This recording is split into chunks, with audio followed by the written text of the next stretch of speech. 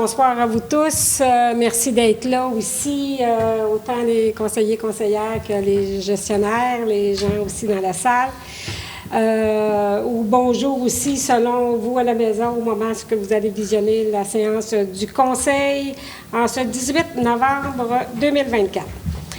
Alors, on va y aller tout de suite au niveau de l'ordre du jour. On va d'abord ouvrir la séance.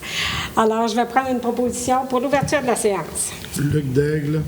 Monsieur Daigle, est-ce que j'ai quelqu'un pour appuyer? Richard. C'est appuyé par Monsieur Leclerc. Ensuite, l'ordre du jour, justement, vous avez reçu l'ordre du jour en date de vendredi dernier. Vous avez été en mesure de vérifier l'ordre du jour, d'en prendre connaissance. Alors, je vais prendre une proposition pour l'ordre du jour. Gilles Charret, Madame la mairesse. Merci, M. Charret. Est-ce que vous avez des questions, commentaires concernant cet ordre du jour? Je vais donc prendre quelqu'un pour appuyer. J'avais M. Denoncourt tout à l'heure qui... Tout à fait. Parfait, fait que ça va être appuyé par M. Denoncourt et c'est à l'unanimité. Point 3, séance de consultation publique. On n'a pas de séance ce soir. Au point 4, le procès-verbal de la séance du 21 octobre 2024. La même chose, vous avez reçu vos documents en date de vendredi dernier, donc vous avez été en mesure d'en prendre connaissance. Alors, est-ce que j'ai quelqu'un pour en faire la proposition? Pierre-Luc Denoncourt. Proposé par M. Denoncourt. Est-ce que vous avez des questions, commentaires concernant le procès-verbal du 21 octobre? Je vais donc prendre quelqu'un pour appuyer. Sarah-Josée Fournier. C'est appuyé par Mme Fournier et c'est à l'unanimité. Nous en sommes maintenant au point 5, la période de questions des citoyens dans la salle. Alors, si vous désirez vous adresser à nous, c'est le moment aussi. Vous pouvez attendre à la fin ou vous pouvez le faire tout de suite. Alors, je vais juste vous demander de vous nommer, s'il vous plaît. Oui, bien, je suis Cindy Gagnon, notaire.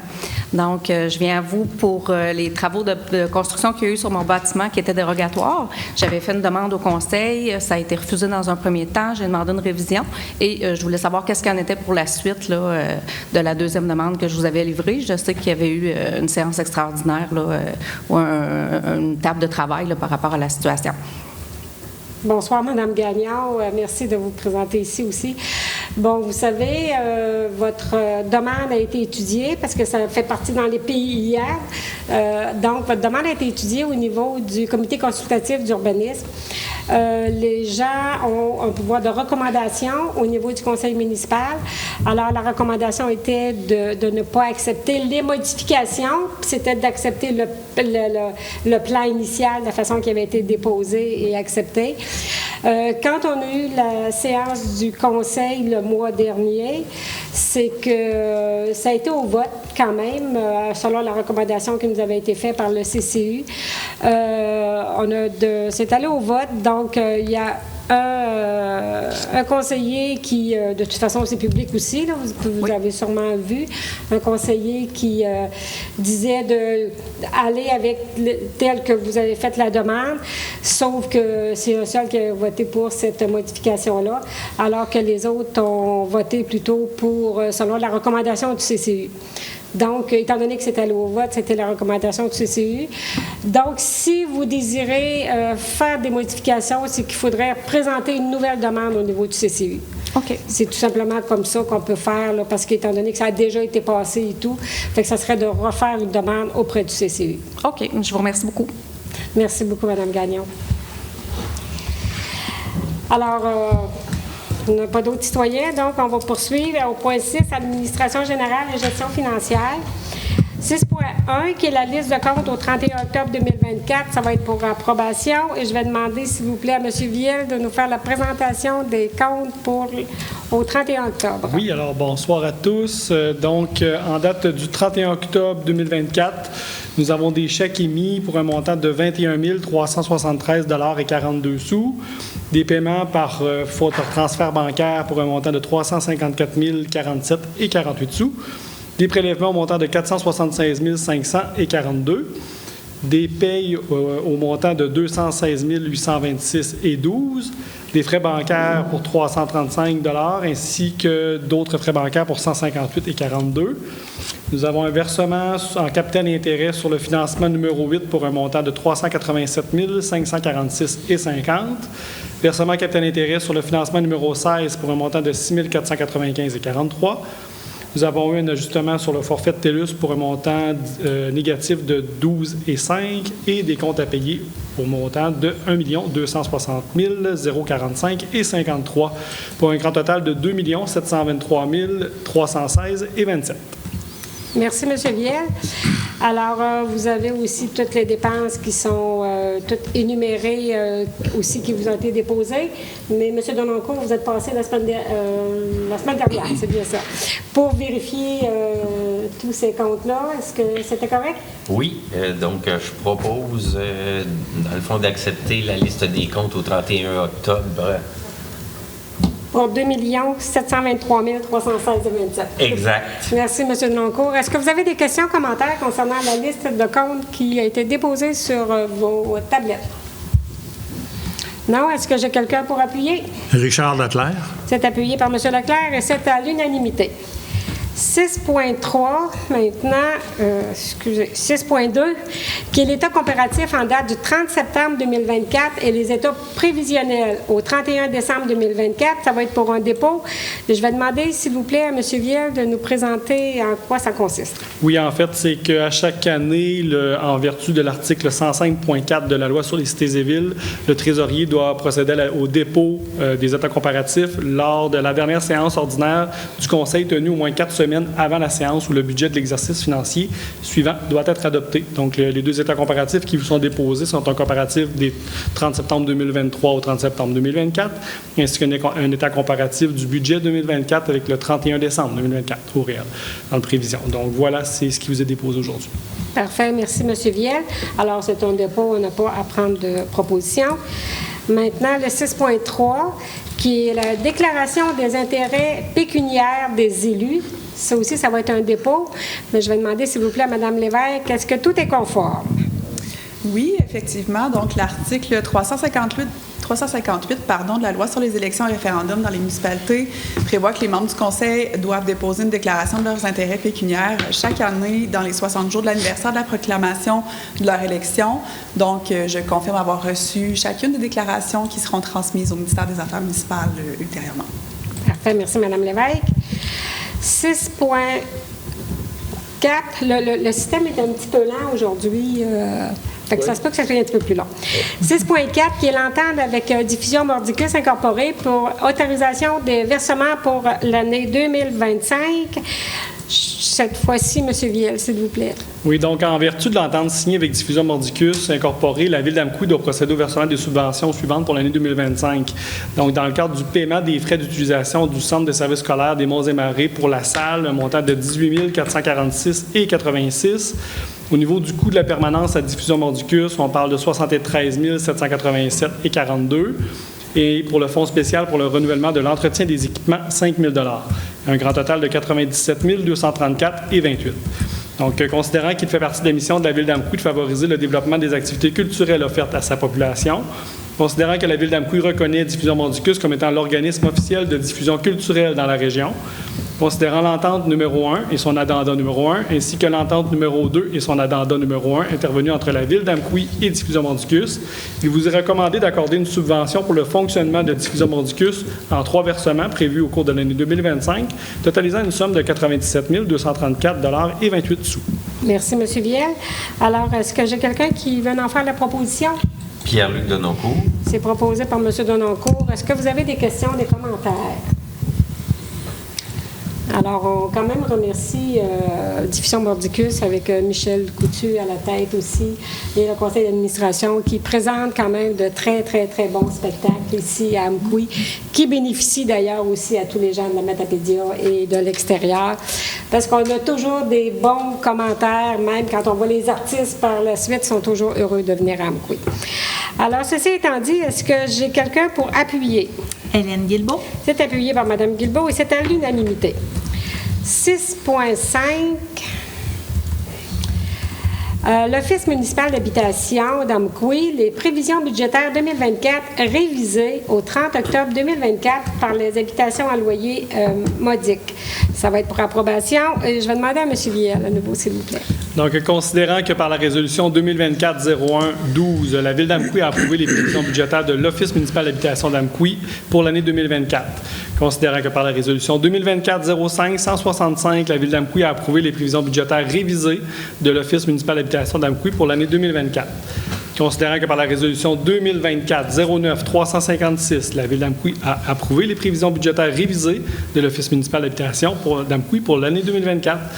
Considérant que par la résolution 2024-10-364, la Ville d'Amqui a approuvé les prévisions budgétaires révisées de l'Office municipal d'Amqui pour l'année 2024. Et considérant que le 30 octobre 2024, la Société d'habitation du Québec a déposé un 4e budget révisé pour l'année 2024, il vous est donc recommandé d'approuver les prévisions budgétaires révisées au 30 octobre 2024 de l'Office d'habitation d'Amqui en regard des immeubles administrés par cet organisme et présentant les variations comme suit. Donc, pour l'immeuble Coteau-Henri-Larue, un montant de 512 supplémentaires pour la Ville d'Amqui, la Villa des Pionniers, 549 $, résidence Marcel Brochu, 137 $, résidence Frédéric Fournier, 165 $, pour un montant total de 1 363 $ additionnels.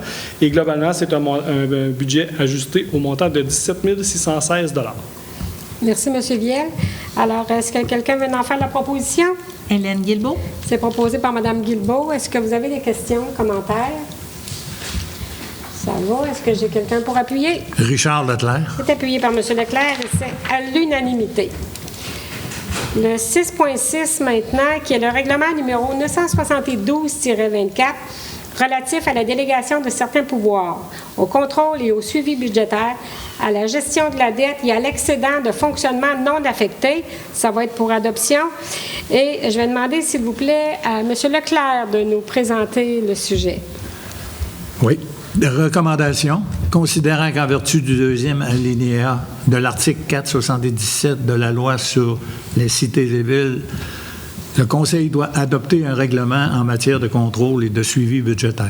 Considérant qu'en vertu de l'article 477.2 de la loi sur les cités et villes, le Conseil peut déléguer à tout fonctionnaire ou employé de la Ville le pouvoir d'autoriser les dépenses et de passer des contrats en conséquence au nom de la Ville.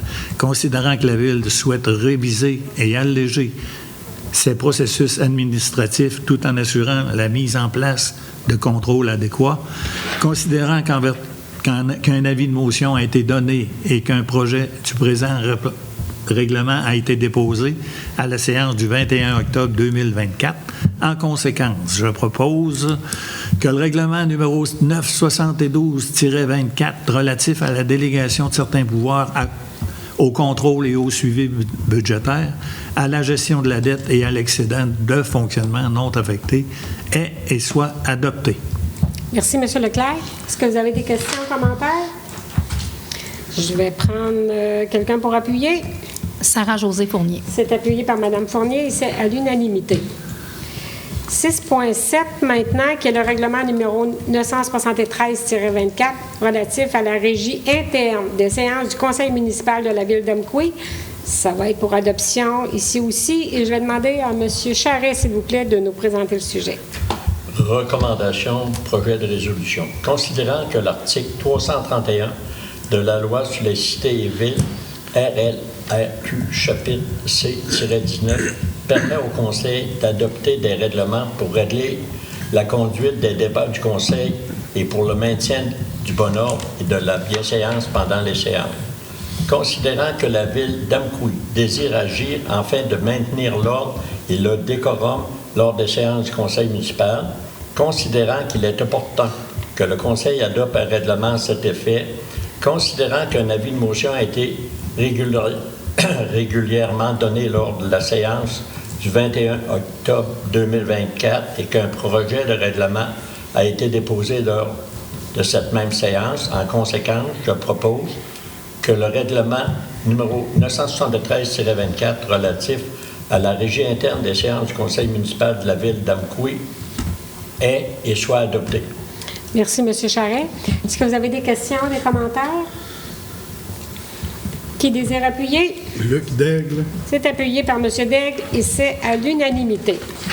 6.8, le règlement numéro 974-24, remplaçant et abrogeant le règlement numéro 870-20, sur la gestion contractuelle. Ça va être pour adoption et je vais demander cette fois-ci à Mme Fournier, s'il vous plaît. Oui. Considérant que la Ville d'Amqui souhaite adopter un nouveau règlement sur la gestion contractuelle, conformément à l'article 573.3.1.2 de la Loi sur les cités et villes, considérant que ce règlement doit prévoir au minimum 8 types de mesures, soit des mesures favorisant le respect des lois applicables qui visent à lutter contre le trucage des offres, des mesures visant à assurer le respect de la loi sur la transparence et l'éthique en matière de lobbyisme et du Code de déontologie des lobbyistes, des mesures ayant pour but de prévenir les gestes d'intimidation, de trafic d'influence ou de corruption, des mesures ayant pour but de prévenir les situations de conflit d'intérêts, des mesures ayant pour but de prévenir toute autre situation susceptible de compromettre l'impartialité et l'objectivité du processus de demande de soumission et de la gestion de contrats qui en découlent, des mesures visant à encadrer la prise de toute décision ayant pour effet d'autoriser la modification d'un contrat, des mesures favorisant les biens et les services québécois ou autrement canadiens et les fournisseurs, les assureurs et les entrepreneurs qui ont un établissement au Québec ou ailleurs au Canada aux fins de la passation de tout contrat qui comporte une dépense inférieure au seuil obligeant à l'appel d'offres public,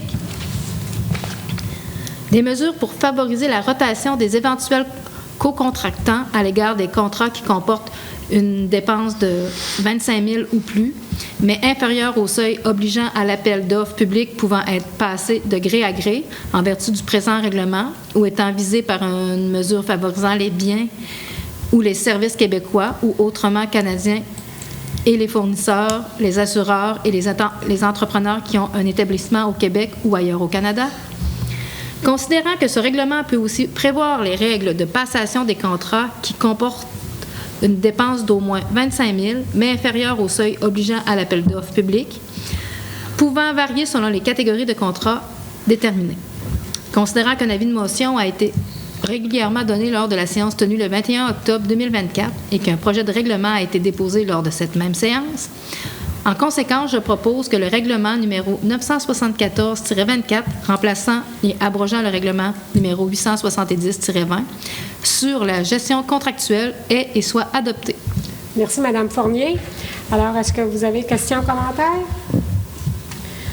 Est-ce que j'ai quelqu'un pour appuyer? Richard Leclerc. C'est appuyé par M. Leclerc et c'est à l'unanimité. 6.9, maintenant, c'est le règlement numéro 975-24 concernant la responsabilité du propriétaire pour les travaux de construction et d'entretien des conduites privées et d'entrée d'aqueducs et d'égouts. Ici, c'est un avis de motion. Alors, qui donne l'avis de motion? Luc Daigle. M. Daigle donne l'avis de motion. Nous passons donc au 6.10, toujours le même règlement numéro 975-24. Concernant la responsabilité du propriétaire pour les travaux de construction et d'entretien de conduites privées et d'entrée d'aqueducs et d'égouts. Donc, pour le dépôt du projet de règlement, je vais donc demander à M. Daigle, s'il vous plaît, de nous présenter le sommaire de ce projet de règlement. Oui, sommaire du règlement numéro 975-24, règlement concernant la responsabilité du propriétaire pour les travaux de construction et d'entretien de conduites privées et d'entrée d'aqueducs et d'égouts. Considérant qu'il y a lieu d'abroger le règlement numéro 920-24 en vigueur sur le territoire de la Ville d'Amqui et adopter un nouveau règlement concernant la responsabilité du propriétaire pour les travaux de construction et d'entretien de conduites d'aqueducs et d'égouts, considérant qu'un avis de motion a été régulièrement donné lors d'une séance tenue le 18 novembre 2024 et que le projet de règlement a été déposé lors de cette même séance, en conséquence, il est proposé que le règlement numéro 975-24 soit adopté lors d'une séance ultérieure. Objet, portée et résumé du règlement. Le présent règlement a pour but d'établir la procédure, les modalités et les normes applicables lors de travaux de construction et d'entretien des conduites privées d'aqueducs et d'égouts. Le règlement précise également la responsabilité de tout propriétaire d'immeuble sur le territoire de la ville d'Amqui, notamment relativement à l'installation d'un dispositif anti-refoulement. De plus, le règlement établit la répartition des coûts entre le propriétaire de l'immeuble et la ville dans différents scénarios. Le coût. Lorsque les travaux effectués sont situés entièrement sur la propriété privée, soit entre la ligne d'emprise du terrain et le bâtiment, la totalité du coût des travaux est à la charge du propriétaire. Pour les nouveaux branchements, lorsqu'il s'agit de travaux entre la ligne d'emprise du terrain et le tuyau principal du réseau public, les frais sont partagés. La ville en assume le 2/3 et le propriétaire le 1/3. Pour les branchements existants, lorsqu'il s'agit de travaux entre la ligne d'emprise du terrain et le tuyau principal du réseau public, le propriétaire assume 100% des coûts. Lorsqu'il s'agit d'un prolongement des conduites publiques ou d'une entente promoteur, le règlement numéro 959-24 sur les ententes relatives à des travaux municipaux trouve application. Le projet de règlement pourra être consulté sur le site Internet de la Ville d'Amqui dans la section « Règlements et politique » sous l'onglet « Citoyens ». Merci, M. Daigle. Alors, nous passons au 6.11, qui est le contrat d'exécution d'œuvres d'art, processus d'intégration des arts à l'architecture du projet de relocalisation de l'Hôtel de Ville et du réaménagement du carrefour sportif. Ça va être pour désignation du signataire. Et je vais demander, s'il vous plaît, Mme Lévesque, cette fois-ci. Donc, considérant que la politique d'intégration des arts à l'architecture et à l'environnement des bâtiments et des sites gouvernementaux et publics s'applique au gouvernement, à ses ministères et ses organismes, considérant que les projets de relocalisation de l'Hôtel de Ville et du réaménagement du carrefour sportif sont assujettis à la dite politique, considérant que pour chaque projet assujetti à la politique, un comité ad hoc doit être mis sur pied, et ce, afin de mener à bien l'intégration d'une œuvre d'art dans ces projets, considérant que la Ville d'Amqui a formé par la résolution 2023-09-276 un seul comité ad hoc pour les deux projets, considérant que le comité ad hoc nommé par la Ville, accompagné du représentant et des spécialistes du ministère de la Culture et des Communications, a réalisé l'ensemble du processus d'intégration des arts se déroulant en 3 étapes, soit la définition du programme, la sélection des artistes, le choix de la proposition d'œuvres d'art, considérant que la Ville d'Amqui doit maintenant procéder à la signature d'un contrat d'exécution d'œuvres d'art entre la Ville d'Amqui et l'artiste dont la proposition d'œuvre d'art a été retenue. Il est donc proposé d'autoriser la mairesse ou la mairesse suppléante, en son absence, à signer le contrat d'exécution d'œuvres d'art, à intervenir avec Mme Pilar Macias, créatrice désignée par le ministre de la Culture et des Communications pour et au nom de la Ville d'Amqui. Merci, Mme Lévesque. Est-ce que j'ai quelqu'un pour en faire la proposition? Sarah-Josée Fournier. C'est proposé par Mme Fournier. Questions, commentaires? Alors, vous allez comprendre aussi que le comité ad hoc est assujetti à la confidentialité aussi de cette œuvre d'art. Donc, on peut vous dévoiler le nom quand même de l'artiste, mais l'œuvre d'art sera dévoilée plus tard. Alors, ceci étant dit, est-ce que j'ai quelqu'un pour appuyer cette proposition? Pierre-Luc Denoncourt. C'est appuyé par M. Denoncourt et c'est à l'unanimité. Merci. 6.12, qui est la modification de la résolution 2024-02-032 pour la nomination d'un nouveau représentant de la Ville d'Amqui au conseil d'administration du camping d'Amqui Inc. Ça va être pour acceptation. À nouveau, Mme Lévesque. Donc, considérant qu'il y a lieu de modifier la résolution 2024-02-032, puisque Mme Sylvie Blanchette, mairesse, n'est plus la représentante de la Ville d'Amqui au sein du conseil d'administration du camping d'Amqui Incorporé, il est donc recommandé de nommer Mme Hélène Aguilbeau, conseillère à titre de représentante de la Ville d'Amqui au conseil d'administration du camping d'Amqui Incorporé, en remplacement de Mme Sylvie Blanchette, et ce, à compter de l'adoption de la présente résolution. Merci, Mme Lévesque. Alors, est-ce que j'ai quelqu'un pour en faire la proposition? Sarah-Josée Fournier. C'est proposé par Mme Fournier. Est-ce que questions, commentaires? Est-ce que j'ai quelqu'un pour appuyer? Luc Daigle. C'est appuyé par M. Daigle et c'est à l'unanimité. Alors, merci, Mme Guilbeault. Avec plaisir. 6.13 à présent, qui est la proclamation de la Journée québécoise de sensibilisation au cancer de la prostate, qui est le 19 novembre 2024. Alors, pour ceci, je vais demander, s'il vous plaît, à M. Denoncourt de nous présenter la proclamation. Considérant qu'annuellement, en moyenne, 6 500 Québécois recevront un diagnostic de cancer de la prostate et qu'environ 1 000 hommes décéderont de la maladie par année. Considérant qu'en moyenne, 18 Québécois par jour recevront un diagnostic de cancer de la prostate. Considérant que Procure est le seul organisme de bienfaisance au Québec entièrement consacré à la lutte contre le cancer de la prostate par la recherche, la sensibilisation, l'information et le soutien, et que les fonds amassés sont réinvestis au Québec, considérant l'importance de sensibiliser la population d'Amqui au dépistage du cancer de la prostate, considérant que la campagne de financement novembre de Procure offre l'occasion de porter un nœud papillon pendant tout le mois de novembre et plus particulièrement lors de la journée du 19 novembre, je propose de déclarer le 19 novembre 2024 comme la journée de la sensibilisation au cancer de la prostate en soutien à la campagne novembre de l'organisme Procure. Merci, M. Denoncourt. Est-ce que vous avez des questions, commentaires? Alors, vous voyez, on est le 18 novembre aujourd'hui. Je porte quand même le nœud papillon en soutien pour le mois novembre. On sait que la journée, c'est demain le 19, mais étant donné qu'on était ce soir en séance, je porte fièrement ce nœud en soutien aux hommes pour le cancer de la prostate, le dépistage. Alors, est-ce que j'ai quelqu'un pour appuyer? Et Gilles Charret, Madame la mairesse. Merci, M. Charret, et c'est à l'unanimité.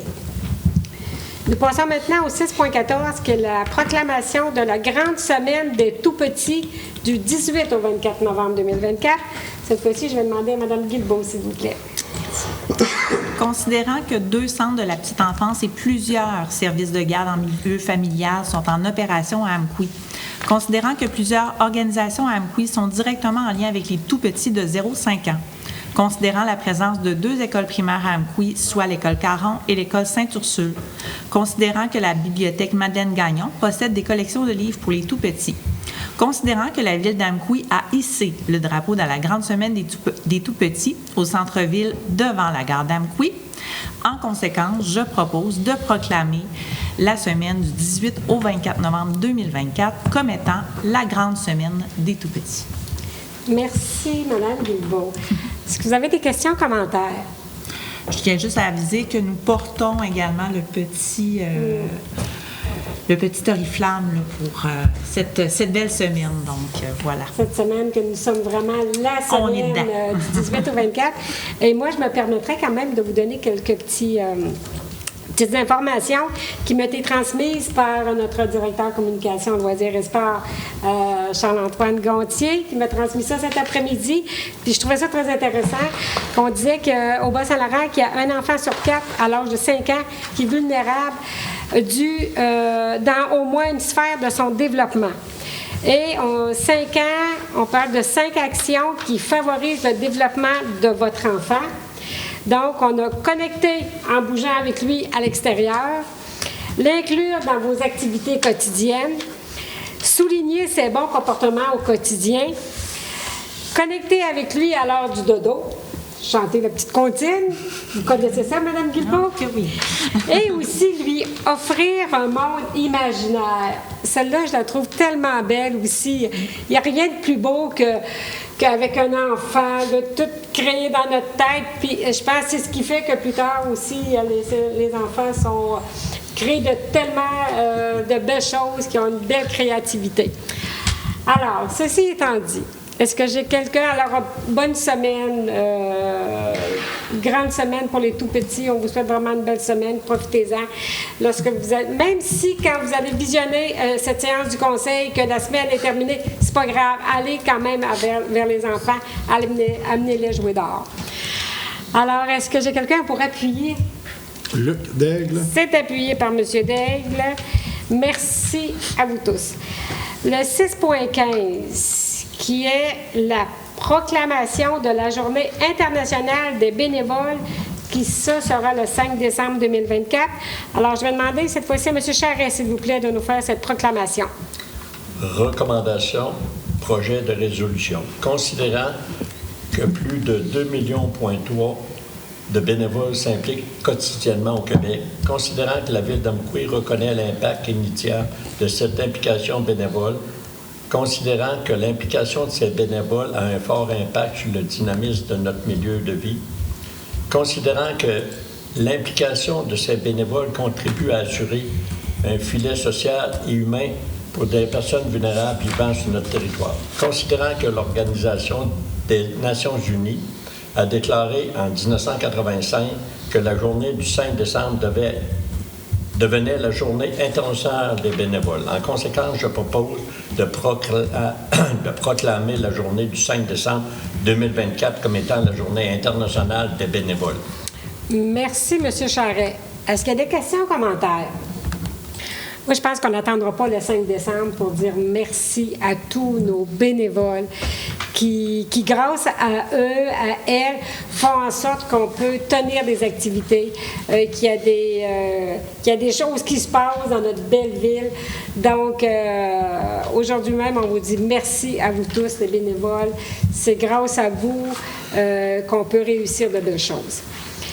Alors, est-ce que j'ai quelqu'un pour appuyer? Hélène Guilbeault. C'est appuyé par Mme Guilbeault et c'est à l'unanimité, absolument.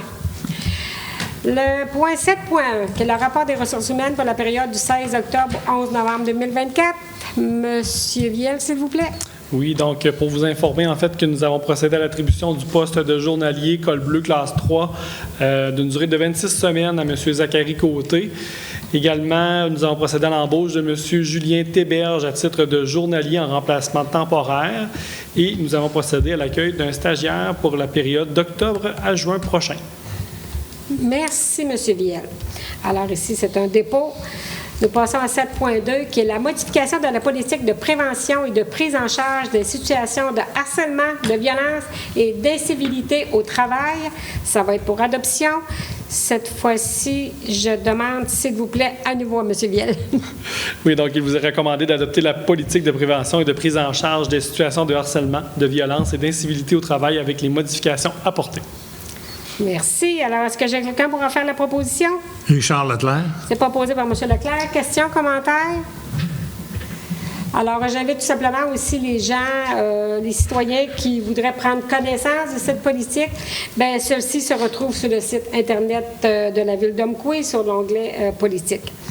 Alors, est-ce que j'ai quelqu'un pour appuyer? Sarah-Josée Fournier. C'est appuyé par Mme Fournier et c'est à l'unanimité. Le point 8.1. Nous passons maintenant aux travaux publics et entretien. 8.1, qui est des travaux dans le cadre du projet de développement résidentiel de l'avenue de la Fabrique pour le décompte progressif des coûts numéro 2. Ça va être pour acceptation. Madame Lévesque, s'il vous plaît. Considérant que la Ville d'Amqui a signé une entente en vertu du règlement numéro 959-24 sur les ententes relatives à des travaux municipaux, et ce dans le cadre d'un projet de développement résidentiel sur l'avenue de la Fabrique avec le promoteur Gestion Frédéric Gaudreau Incorporé, considérant que la présentation de la demande de paiement numéro 2, considérant la présentation de la demande de paiement numéro 2 par Gestion Frédéric Gaudreau Incorporé, couvrant les 2/3 des coûts directs du projet du développement résidentiel sur l'avenue de la Fabrique, il est donc recommandé d'accepter le décompte progressif des coûts numéro 2 pour la somme de 256 240 et 3 taxes incluses pour la période du 1er octobre au 31 octobre 2024 à être versée à Gestion Frédéric Gaudreau Incorporé dans le cadre des travaux de développement résidentiel de l'avenue de la Fabrique. Merci, Mme Lévesque. Alors, qui désire faire la proposition? Richard Leclerc. Proposé par M. Leclerc. Questions, commentaires? Qui appuie? Luc Daigle. C'est appuyé par M. Daigle et c'est à l'unanimité. Le 8.2 maintenant, qui est les travaux de renouvellement des conduites des rues des Biens et du Collège pour le décompte progressif des coûts numéro 5. Ça va être encore là pour acceptation. Et je me retourne vers Mme Lévesque. Donc, il est recommandé d'autoriser le décompte progressif des coûts numéro 5 pour la somme de 78 631 et 93 taxes incluses pour la période du 1er octobre au 31 octobre 2024 à être versée à Excavation Bourgoin et Dic-Nord Incorporé dans le cadre des travaux de renouvellement des conduites des rues des Biens et du Collège. Merci, Mme Lévesque. Qui désire faire la proposition? Pierre-Luc Denoncourt. Proposé par M. Denoncourt. Est-ce que vous avez questions, commentaires? Qui appuie? Hélène Guilbeault. C'est appuyé par Mme Guilbeault et c'est à l'unanimité. 8.3, travaux de remplacement de ponceaux des ruisseaux Tobegot et Morneau pour le décompte progressif des coûts numéro 4, décompte progressif des coûts numéro 5 et le décompte final et réception provisoire des travaux. Encore là, ça va être pour acceptation. Et Mme Lévesque, s'il vous plaît.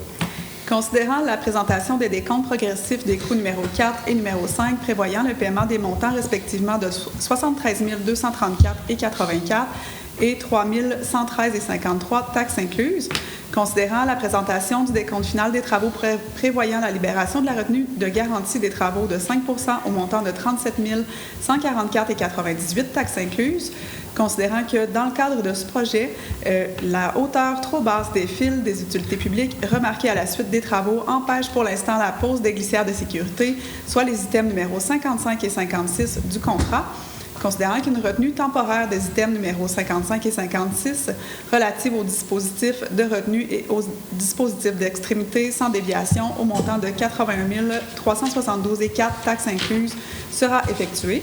Il est donc recommandé d'accepter les décomptes progressifs des coûts numéros 4 et 5 pour les sommes respectives de 73 234 et 84 et de 3 113 et 53 taxes incluses, d'accepter le décompte final permettant la libération de la retenue de garantie des travaux de 5 pour la somme de 37 144 et 98 taxes incluses, de procéder à la retenue temporaire des items numéros 55 et 56 pour la somme de 81 372 et 4 taxes incluses, de procéder au paiement d'une somme totale de 32 121 et 31 pour la période du 30 septembre au 31 octobre 2024 à être versée à les entreprises El Michaud et Fils 1982 incorporées dans le cadre des travaux de remplacement des ponceaux des ruisseaux Tobegot et Morneau.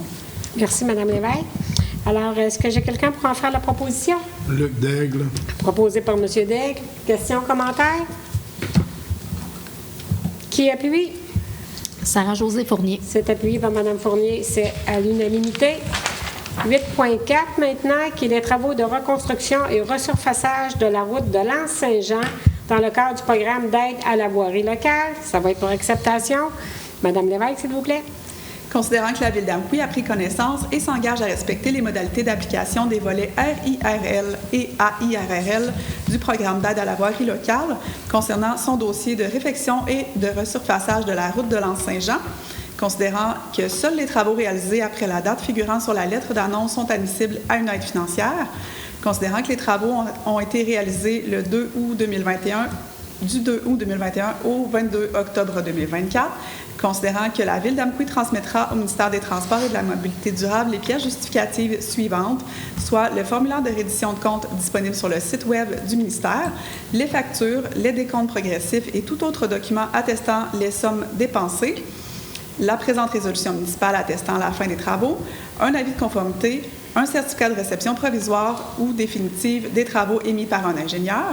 Il est donc recommandé d'autoriser la présentation de la reddition de compte des travaux admissibles selon les modalités d'application en vigueur et de reconnaître qu'en cas de non-respect de celle-ci, l'aide financière sera résiliée et d'autoriser la directrice en gestion de projet à procéder à la demande de versement de la contribution financière du ministère des Transports et de la Mobilité durable en lien avec ces travaux pour et au nom de la Ville d'Amqui.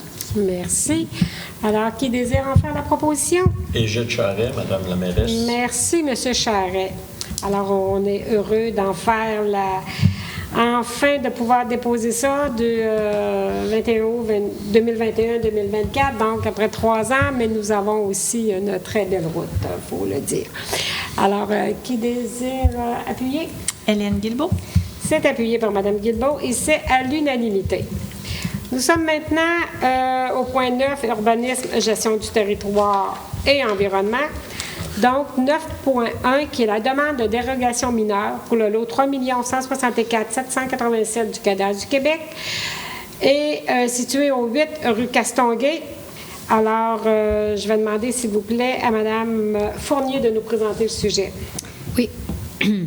Considérant que la demande est conforme à l'article 2.1 du règlement sur les dérogations mineures, numéro 616-05, considérant que la demande de dérogation mineure numéro 2024-0651, reçue le 9 octobre 2024 concernant la propriété située au 8 rue Gastonguay, lot 3 164 787 du cadastre du Québec, Considérant que la demande vise à obtenir les autorisations nécessaires afin de construire un garage qui ne peut respecter la hauteur permise par le règlement de zonage numéro 613-05, considérant que l'article 7.4.3 du règlement de zonage numéro 613-05 prévoit que la hauteur d'un bâtiment accessoire ne doit pas excéder celle du bâtiment principal, jusqu'à concurrence de 6 mètres, considérant que le projet consiste à construire un garage d'une hauteur de 6 mètres alors que la hauteur du bâtiment principal est de 4,8 mètres, ce qui excéderait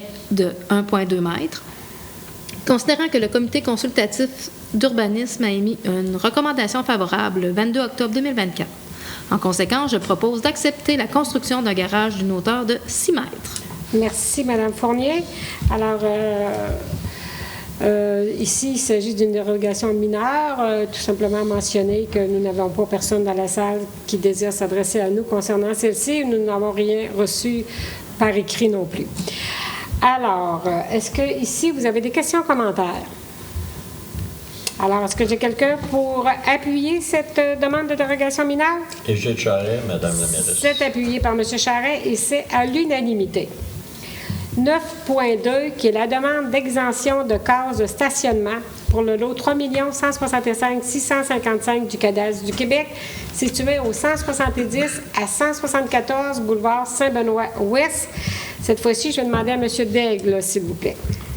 Considérant que la demande est conforme à l'article 10.3.11 du règlement de zonage numéro 613-05, considérant que la demande d'exemption de cases de stationnement reçue le 10 octobre 2024 concernant la propriété située au 170 à 174 boulevard Saint-Benoît-Ouest, lot 3 165 655 du cadastre du Québec, considérant que la demande vise à modifier l'usage du bâtiment principal et que la ville n'est pas en mesure de délivrer les autorisations nécessaires étant donné la situation dérogatoire des cases de stationnement, considérant qu'un local vacant situé au rez-de-chaussée serait modifié par l'usage commerce 2, services professionnels, salon d'esthétique et nécessiterait 2 cases de stationnement supplémentaires, considérant qu'il n'est pas possible d'aménager les cases manquantes en respect de la réglementation en vigueur, considérant que l'immeuble comprend 7 logements et 2 locaux non résidentiels et que ces derniers sont vacants depuis quelques années,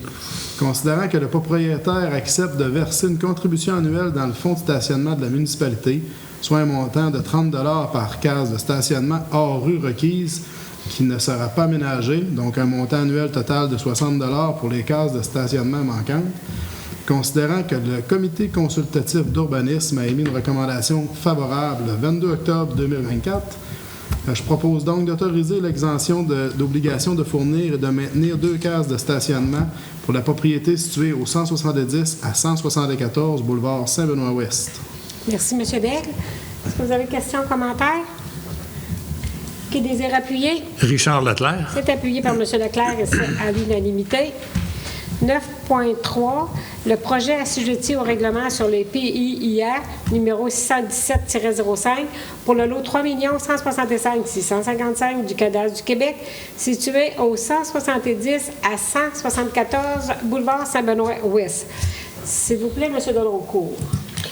Considérant la demande de permis numéro 2024-0648 reçue le 10 octobre 2024 concernant la propriété située au 170 à 174 boulevard Saint-Benoît-Ouest, soit le lot 3 165 655 du cadastre du Québec, considérant que la demande vise à modifier une enseigne appliquée sur la façade du bâtiment principal, annonçant un nouveau commerce d'esthétique, considérant que le bâtiment est situé dans un secteur d'intérêt historique, culturel ou esthétique et que le projet est assujetti au règlement sur les PIIA numéro 617-05, considérant que l'objectif du règlement est de susciter une harmonisation de l'affichage avec le caractère ancien et commercial, considérant que la demande respecte les objectifs et critères prévus aux articles 3.1.8.1 et 3.1.8.2 du règlement sur les PIIA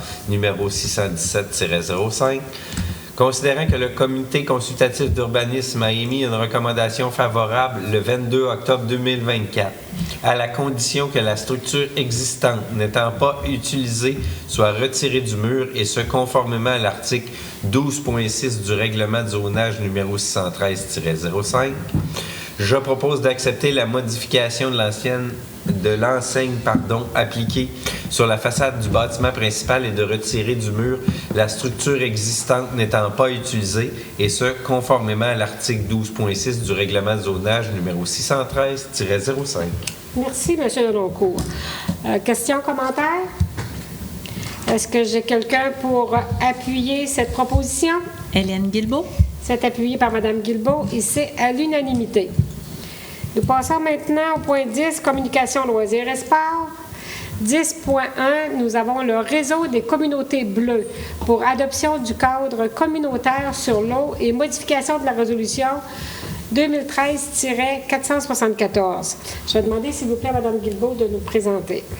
Considérant que la santé publique dépend d'un accès équitable à l'eau potable et au système d'assainissement, considérant que la Conférence des Nations unies sur l'eau de 1977 à Mar del Plata a affirmé le droit de toutes les personnes à un accès à de l'eau potable propre afin de répondre à leurs besoins fondamentaux, considérant que la ville d'Amqui exploite et entretient un réseau de distribution d'eau réglementé et sophistiqué qui répond à certaines des exigences mondiales parmi les plus rigoureuses en matière de qualité de l'eau, considérant que la ville d'Amqui est déterminée à continuer de protéger ses systèmes d'eau et d'eau usée contre les conséquences de la privatisation dans le cadre de partenariats publics-privés, considérant que la ville d'Amqui tient à continuer de faire partie du réseau de communautés bleues, considérant qu'il y a lieu de modifier la résolution 2013-474 adoptée par le conseil municipal de la ville d'Amqui lors de la séance du 3 septembre 2013 afin de refléter notre réalité.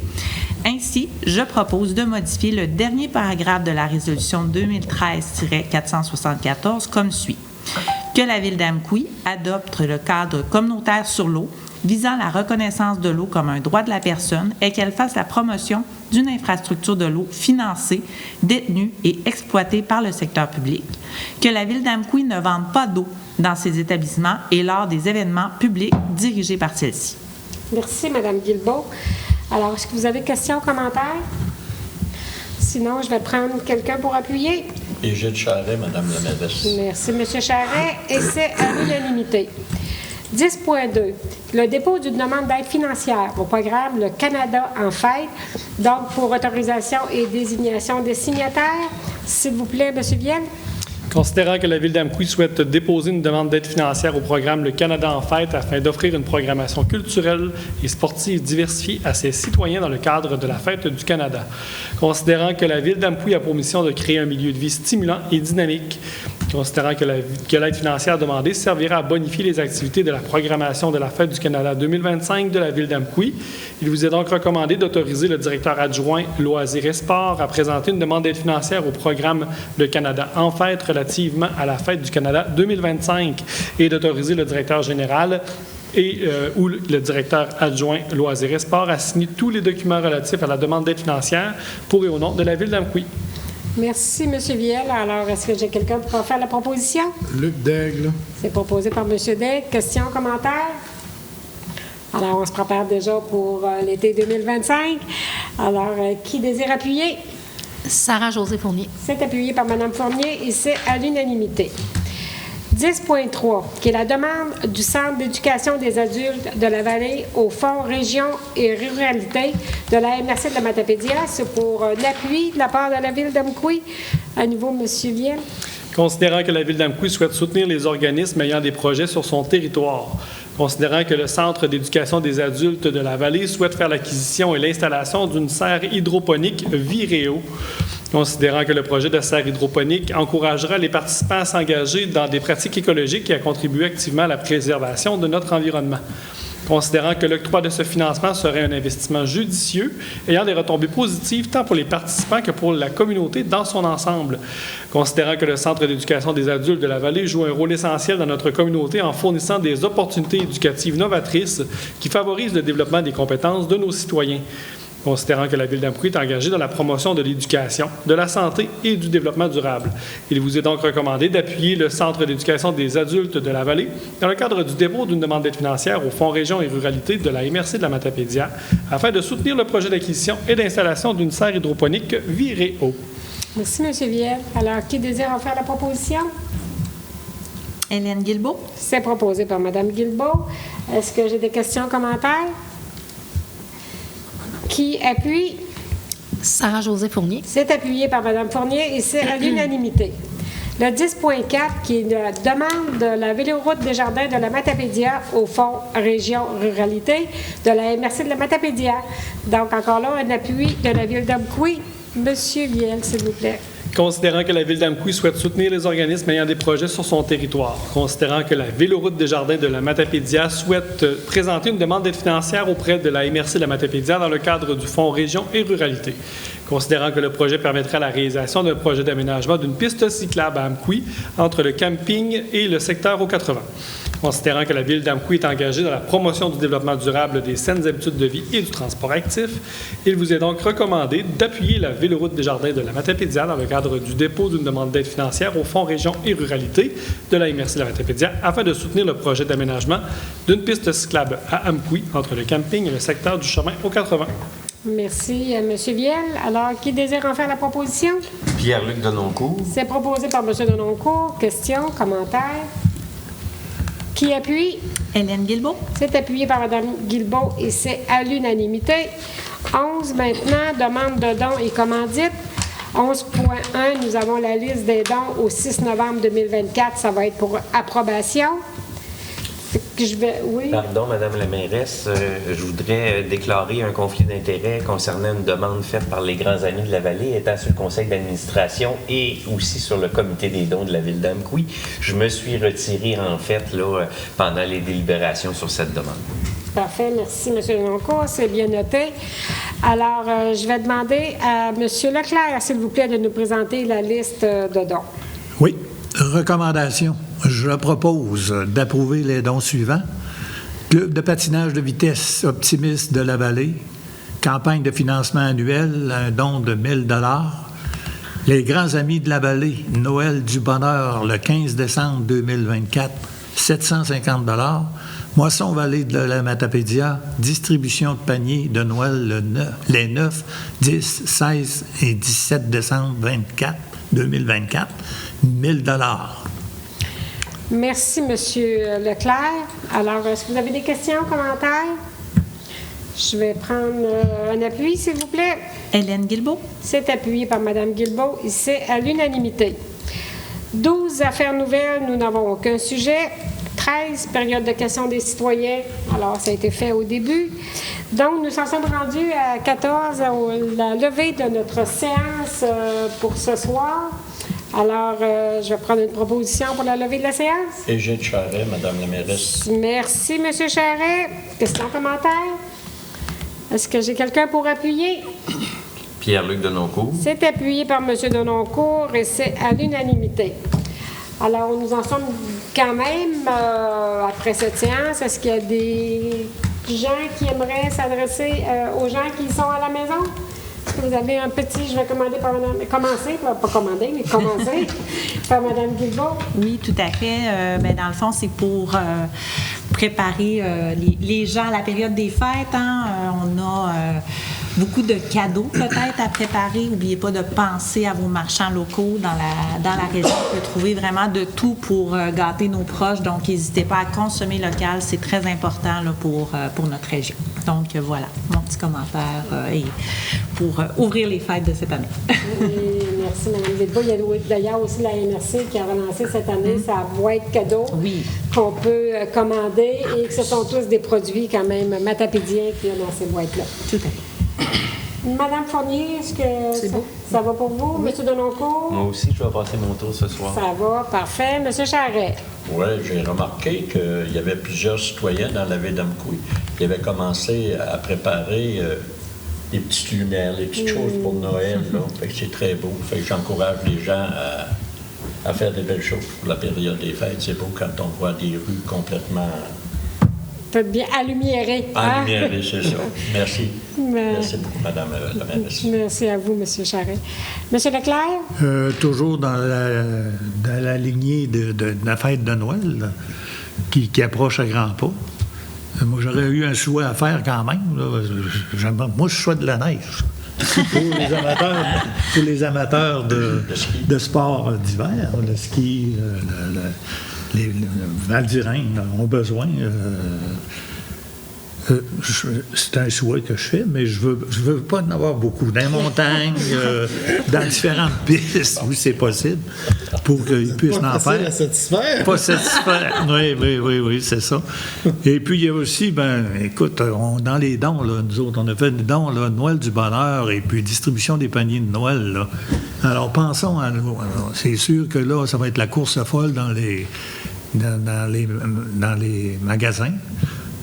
Comme Hélène l'a mentionné, encourageons nos gens, nos commerces locaux, mais pensons à ceux aussi qui ont moindrement les moyens. Il y en a qui ont besoin de nourriture dans le temps des fêtes, qui ont besoin de soutien aussi.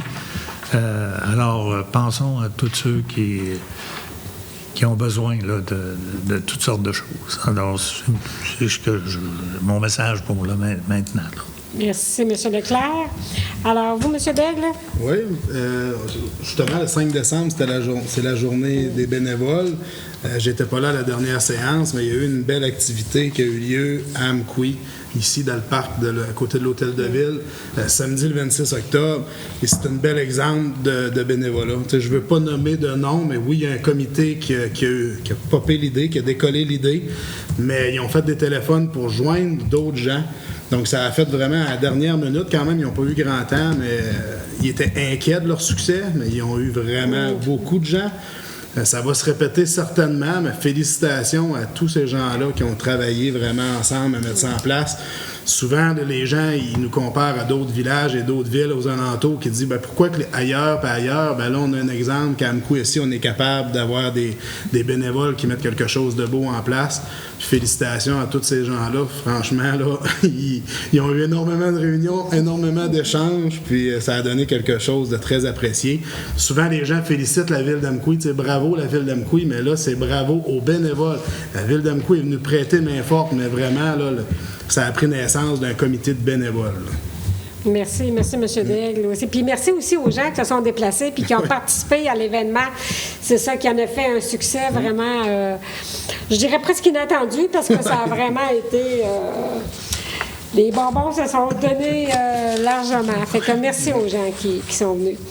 Alors, merci à vous tous. Moi, je rappellerai tout simplement, on est la grande semaine des tout-petits. Alors... une petite comptine à l'heure du dodo, une petite chanson, aller jouer dehors. Et surtout, je le dis aussi, leur monde imaginaire. C'est tellement beau, c'est tellement agréable, fait que encourageons-les là-dedans et leur créativité va être développée. Alors, merci à vous tous. Merci à vous d'avoir été ici ce soir. Fait qu'à vous à la maison. On se retrouve au mois de décembre. Alors, je vous souhaite du beau temps. Quand même du beau temps. La neige va venir de toute façon. Fait que, au plaisir de vous retrouver bientôt. Merci.